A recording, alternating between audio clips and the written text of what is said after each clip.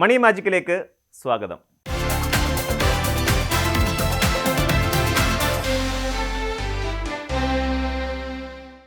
ലോകം ഇന്നുവരെ കണ്ടിട്ടുള്ളതിൽ വെച്ച് ഏറ്റവും വലിയ സാമ്പത്തിക തകർച്ചകളിലൊന്നായ 2008 ആഗോള സാമ്പത്തിക മാന്ദ്യത്തെക്കുറിച്ച് വർഷങ്ങൾക്ക് മുൻപേ കൃത്യമായ മുന്നറിയിപ്പ് നൽകിയ വ്യക്തിയാണ് റിച്ചാർഡ് ബുക്സ്റ്റാബർ.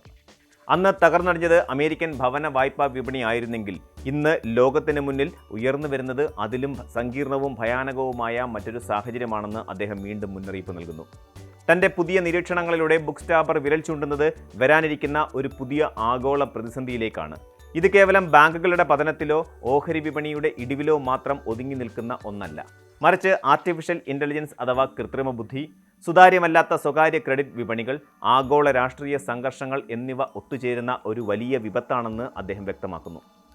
ഈ മൂന്ന് ഘടകങ്ങളും വ്യത്യസ്തമായിട്ടല്ല, മറിച്ച് ഒരേ നൂലിൽ കോർത്ത മുത്തുകൾ പോലെ പരസ്പര ബന്ധിതമായിട്ടാണ് പ്രവർത്തിക്കുന്നത് എന്നതാണ് ബുക്സ്റ്റാബറുടെ പ്രധാന വാദം.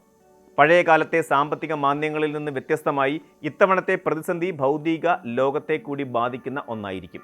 മുൻകാലങ്ങളിൽ ഓഹരി വിപണിയിലെ വിലകളിലും അക്കങ്ങളിലുമായിരുന്നു പ്രതിസന്ധി ഒതുങ്ങി നിന്നിരുന്നതെങ്കിൽ ഇന്ന് നമുക്ക് ചുറ്റുമുള്ള ഊർജ്ജ വിതരണ സംവിധാനങ്ങളും ചരക്ക് നീക്കവും സാങ്കേതിക അടിസ്ഥാന സൗകര്യങ്ങളും ഈ അപകടത്തിൻ്റെ കേന്ദ്ര ബിന്ദുക്കളായി മാറിക്കഴിഞ്ഞു. സാമ്പത്തിക ലോകത്തെ ഈ പുതിയ അവസ്ഥയെ ഒരു ചിലന്തി വലയോടെയാണ് അദ്ദേഹം ഉപമിക്കുന്നത്.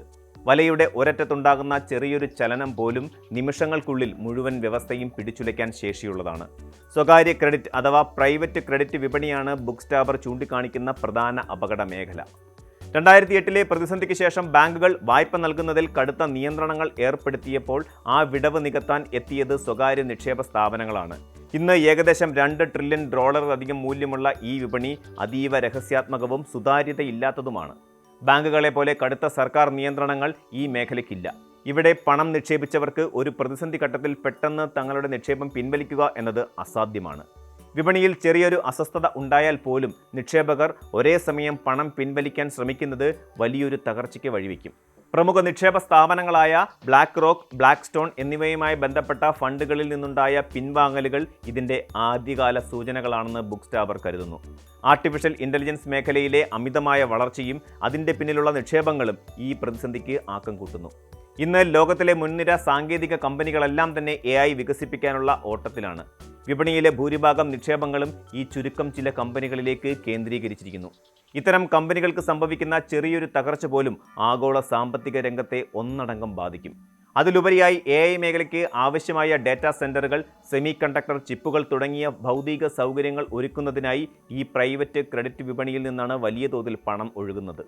അതായത് സാമ്പത്തിക ലോകത്തെ അദൃശ്യമായ വായ്പകളും അത്യാധുനികമായ സാങ്കേതിക വിദ്യയും തമ്മിൽ അഭേദ്യമായ ബന്ധമുണ്ട്. ഈ ബന്ധം തന്നെയാണ് വരാനിരിക്കുന്ന തകർച്ചയുടെ ആക്കം വർദ്ധിപ്പിക്കുന്നത്.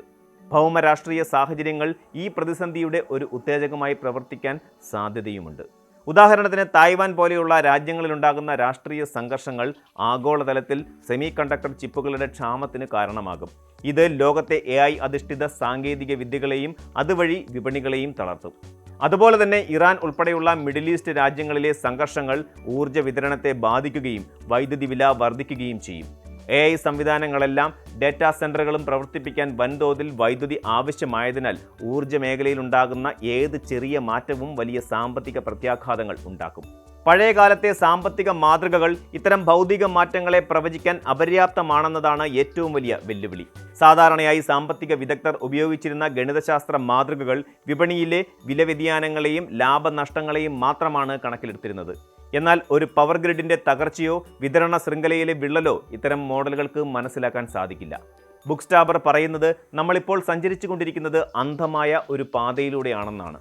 വിപണിയിൽ ഈ അപകടം തിരിച്ചറിയുമ്പോഴേക്കും അത് കൈവിട്ടു പോയിട്ടുണ്ടാകാം. ലിക്വിഡിറ്റി അഥവാ പണലഭ്യത കുറഞ്ഞ സ്വകാര്യ ക്രെഡിറ്റ് നിക്ഷേപങ്ങളിൽ കുടുങ്ങിക്കിടക്കുന്ന നിക്ഷേപകർ പ്രതിസന്ധി ഘട്ടത്തിൽ പെട്ടെന്ന് പണം ലഭിക്കാനായി തങ്ങളുടെ കയ്യിലുള്ള ടെക്നോളജി ഓഹരികൾ വിൽക്കാൻ നിർബന്ധിതരാകും. ഇത് ഓഹരി വിപണിയിൽ ഒരു വൻ ഇടിവിന് കാരണമാവുകയും ചെയ്യും. 2008 നമ്മൾ കണ്ടത് ബാങ്കുകളുടെയും ഇൻഷുറൻസ് കമ്പനികളുടെയും വീഴ്ചയായിരുന്നു. എന്നാൽ ഇന്ന് കാണുന്നത് പണവും സാങ്കേതിക വിദ്യയും ഭൗതിക വിഭവങ്ങളും തമ്മിലുള്ള ഒരു സങ്കീർണമായ ഇഴചേരലാണ്. ഈ വ്യൂഹത്തിൽ ഒരിടത്തുണ്ടാകുന്ന തീപ്പൊരി ആഗോളതലത്തിൽ വലിയൊരു അഗ്നിബാധയായി മാറാൻ അധികം സമയം വേണ്ടിവരില്ല. ബുക്സ്റ്റാബറുടെ ഈ മുന്നറിയിപ്പ് കേവലം ഭയപ്പെടുത്താനല്ല, മറിച്ച് നിലവിലെ സാമ്പത്തിക വ്യവസ്ഥയിലെ പിഴവുകൾ തിരുത്താനും വരാനിരിക്കുന്ന ആഘാതങ്ങളെ പ്രതിരോധിക്കാനും നയരൂപീകരണ വിദഗ്ധരെ പ്രേരിപ്പിക്കാനാണ്. നമ്മൾ ജീവിക്കുന്ന ലോകം പണ്ടത്തേതിനേക്കാൾ വേഗത്തിൽ പരസ്പരം ബന്ധിക്കപ്പെട്ടിരിക്കുന്നു എന്ന യാഥാർത്ഥ്യം ഉൾക്കൊള്ളേണ്ടതുണ്ട്. സാമ്പത്തിക പ്രതിസന്ധികൾ ചരിത്രത്തിൻ്റെ ഭാഗമാണെങ്കിലും പുതിയ കാലത്തെ പ്രതിസന്ധികൾ പുതിയ രൂപത്തിലും ഭാവത്തിലുമായിരിക്കും വരുന്നത്. ആധുനിക സാങ്കേതിക വിദ്യകൾ മനുഷ്യന് നൽകുന്ന സൗകര്യങ്ങൾക്കൊപ്പം തന്നെ വലിയ അപകട സാധ്യതകളും ഒളിഞ്ഞിരിപ്പുണ്ട്. നിക്ഷേപകർ കൂടുതൽ ജാഗ്രത പാലിക്കേണ്ട സമയമാണിത്. ലാഭത്തിന് പിന്നാലെ പായുമ്പോൾ ആ നിക്ഷേപങ്ങളുടെ അടിത്തറ എത്രത്തോളം സുരക്ഷിതമാണെന്ന് പരിശോധിക്കപ്പെടണം. ഭരണകൂടങ്ങൾ സ്വകാര്യ ക്രെഡിറ്റ് വിപണികളിൽ കൂടുതൽ നിരീക്ഷണങ്ങൾ ഏർപ്പെടുത്തുകയും അടിസ്ഥാന സൗകര്യ മേഖലയിലെ അപകട സാധ്യതകൾ മുൻകൂട്ടി കണ്ട് പ്രതിരോധ നടപടികൾ സ്വീകരിക്കുകയും വേണം. ബുക്ക് സ്റ്റാബറുടെ വാക്കുകൾ ഗൗരവത്തോടെ കാണുന്നത് ഭാവിയിൽ ഉണ്ടായേക്കാവുന്ന വലിയൊരു വിപത്തിനെ ലഘൂകരിക്കാൻ സഹായിക്കും. ലോകം ഒരു പുതിയ വിപ്ലവത്തിലൂടെ കടന്നു പോകുമ്പോൾ അതിൻ്റെ പാർശ്വഫലങ്ങളെ നേരിടാൻ നാം സജ്ജരായിരിക്കണം. വരാനിരിക്കുന്ന കാലം സാമ്പത്തികമായ അറിവിനൊപ്പം തന്നെ സാങ്കേതികമായ ജാഗ്രതയും കൂടിച്ചേർന്നതാകണം. ഈ മുന്നറിയിപ്പുകളെ മുൻനിർത്തി കൂടുതൽ സുരക്ഷിതമായ ഒരു സാമ്പത്തിക ഭാവിക്കായി നമുക്ക് ഇപ്പോഴേ ഒരുങ്ങാം. കൂടുതൽ വാർത്തകൾക്ക് news 18 Keralam YouTube channel subscribe ചെയ്യുക.